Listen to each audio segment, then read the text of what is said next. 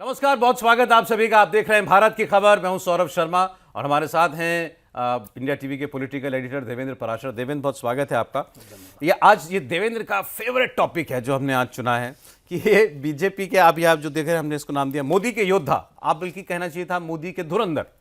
तो ये जो मोदी के धुरंधर हैं, हर आदमी की अपनी एक खासियत, एक स्ट्रेंथ और एक यूटिलिटी है नरेंद्र मोदी के लिए। ठीक, जैसे अमित शाह नरेंद्र मोदी के लिए क्या है, बीजेपी के लिए क्या है, योगी का बीजेपी के लिए होने का क्या मतलब है, फडणवीस, देवेंद्र फडणवीस महाराष्ट्र जैसी स्टेट देख रहे हैं और इलेक्शन जिताते हैं, वो उनका रोल क्या रहता है, उनका होने का क्या मतलब है। मैं इस तरीके से समझना चाह रहा था। और ये पोस्टर देखकर आपको लग रहा है कि इस वक्त देश में कांग्रेस पार्टी टक्कर देने की स्थिति में है। मैं कांग्रेस का इसलिए नाम दे रहा हूं, प्रिंसिपल ऑपोजिशन पार्टी है। लेकिन अगर आप स्पेसिफिक भी जाएंगे इन लोगों के राज्यों में, तो क्या वहां टक्कर देने की कोई स्थिति में है? लोग कहते हैं बीजेपी कन्वीनियंट नेता चुनती है, राज्यों में स्थापित करती है, कमजोर नेता स्थापित। इसमें तो कौन सा नेता आपको कमजोर दिखाई दे रहा है जिसको स्थापित किया जा रहा हो? तो ये भी एक बात चल पड़ी थी कुछ वक्त पहले, लेकिन अब ये बिल्कुल साफ दिखाई दे रहा है कि भारतीय जनता पार्टी भविष्य में इन्वेस्ट करती है, भविष्य के नेताओं में इन्वेस्ट करती है, उनको ग्रूम करती है ताकि वो लंबे वक्त तक सत्ता में रह सके, शासन में रह सके। देवेंद्र, और पीएम मोदी का सौरभ आप देखें तो राजनीतिक फैसले उनके जो होते हैं ना, और उनका जो पॉलिटिकल ग्रामर होता है वो एकदम अनकन्वेंशनल होता है।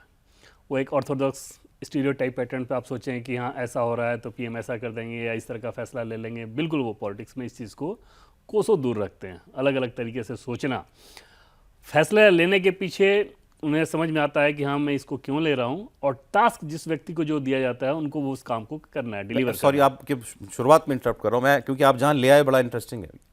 जब वो फैसले करते हैं, समझिए कि जब देवेंद्र फडणवीस पर उन्होंने दांव खेला था, ऐसे कहें अगर, देवेंद्र फडणवीस को बहुत कम उम्र में उन्होंने प्रदेश अध्यक्ष बनाया। मुझे उस वक्त कोई नहीं सोच रहा होगा कि ये मुख्यमंत्री बनेंगे, और शायद 3 बार मुख्यमंत्री। और कास्ट भी कहीं से उनके साथ, कास्ट बिल्कुल कोई डोमिनेंट कास्ट से नहीं, ब्राह्मण आ रहे हैं महाराष्ट्र पॉलिटिक्स के हिसाब से। तो जब उन्होंने देखा तो क्या देखा, और उस वक्त क्या सोचा कि ये मुझे भविष्य में मैं इस व्यक्ति को कहां देखता हूं? अब इस केस को ही अगर आप ठीक से समझें कि आखिर पीएम ने ये क्यों किया, उससे समझ में आ जाएगा कि विज़न किस प्रकार का है उनका। जब वो महाराष्ट्र गए थे वहाँ जाकर वहाँ के संगठन महामंत्री से उन्होंने पूछा कि इन बीजेपी के नेताओं में ऐसा कौन सा है जो कि शरद पवार के सामने बिल्कुल भी कॉम्प्रोमाइजिंग सिचुएशन में ना हो। ओके, कॉम्प्रोमाइजिंग सिचुएशन का मतलब ये कि शरद पवार के किसी भी प्रकार के दबाव में ना आए, चाहे वो दबाव लिहाज का हो या शरद पवार उसकी कमज़ोर नस जानते हों।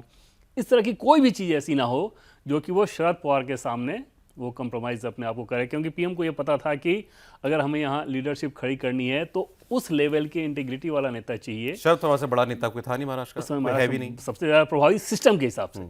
तो उनके सिस्टम के सामने अगर कोई खड़ा रह जाएगा, इसका मतलब उस बंदे में दम है, उसकी इंटीग्रिटी लेवल वैसे ही है, उसको काम आता है, ये सारी चीज़ें प्रूफ हो जाएंगी। उनको ये नाम तब सजेस्ट किया गया था देवेंद्र फडणवीस का। देवेंद्र फडणवीस तब बीजेपी के अपने नेताओं के हिसाब से थे। आप समझिए कि उस रूप में कोई एमएलए रहे और कोई बहुत प्रभावी चीज़ रहे हों, कोई बड़े चीज़ रहे हों, बड़ा नाम रहे हों, ये इस तरह की चीज़ें नहीं थी। वो यूथ लीडर, और देवेंद्र फडणवीस को अगर आप देखें तो उस चयन के बाद महाराष्ट्र की पॉलिटिक्स में जिस प्रकार से इन्होंने सबके साथ अदावत ली, राजनीतिक अदावत, अगर थोड़ी भी कोई कमज़ोर नस होती इनकी, तो आप सोचिए कि जब वो लोग सत्ता में आए तो इनको छोड़े होते।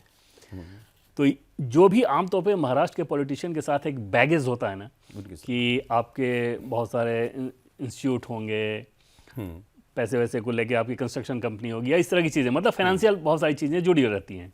देवेंद्र फडणवीस ने अपने आप को उससे कोसों दूर रखा। मेहनत करते हैं, व्यवहारिक राजनीति वो सारी समझ थी, पढ़े लिखे हैं। और जैसा कि मैंने आपको बताया कि शरद पवार के सामने इनको जब उस नाम को लेकर सजेस्ट किया गया था, तो पीएम बताया जाता है कि उस दिन उन्होंने ये तय कर लिया था कि महाराष्ट्र में जब सरकार आएगी तो मुख्यमंत्री देवेंद्र फडणवीस। इसमें एक और चीज़ बड़ी खास बात है, देवेंद्र मुझे लगता है अप्रिशिएट कर पाएंगे इस बात को।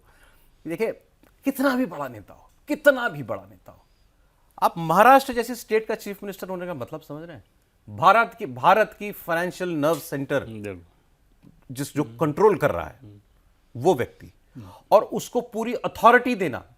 हमने देखा है लोगों को, बड़े बड़े नेताओं को इनसिक्योर होते हुए, यहां ये लीडर खड़े कर रहे हैं और पूरा चार्ज भी दे रहे हैं अथॉरिटी के साथ। वही करते ही हैं। और लीडर का सिर्फ चयन नहीं करना, उसको लीडर बनाना, वो कॉन्फिडेंस देना बार बार कि हाँ आपके अंदर ये काबिलियत है और अगर आपको इम्प्रूव करना है। जैसे मुख्यमंत्री जब उनसे मिलने जाते हैं सौरभ, कोई भी मुख्यमंत्री हो, तो जिस तरीके से उनकी दोनों की बातचीत होती है वो जब पता चलता है तो आपको समझ में आता है कि पीएम सिर्फ एक मुख्यमंत्री से नहीं मिल रहे होते हैं, एक ऐसे नेता से मिल रहे होते हैं जिसको वो और ग्रूम कर रहे होते हैं। हर मुलाकात में गवर्नेंस के अलावा व्यक्तिगत तौर पे आपको कैसे रहना है, खान पान आपका कैसा होना चाहिए, लोगों से आचरण कैसा है, नेताओं से आपको कैसे मिलना है, ये सारा टिप्स भी देते रहते हैं। ठीक, केस नंबर 2 पे आता हूं। अब मैं अमित शाह जी की और बात इसमें लास्ट में जैसे करूंगा। देवेंद्र फडणवीस की एक चीज सौरभ आप देखें, जैसे जब वो काम करते हैं तो इतना दबाव, इतना प्रेशर, आज तक आपको कोई अधिकारी या नेता ये ऐसा नहीं मिलेगा जो ये कह दे कि मीटिंग में देवेंद्र फडणवीस गुस्सा होकर फाइल फेंक दिए या चिल्ला दिए या कुछ नहीं करना।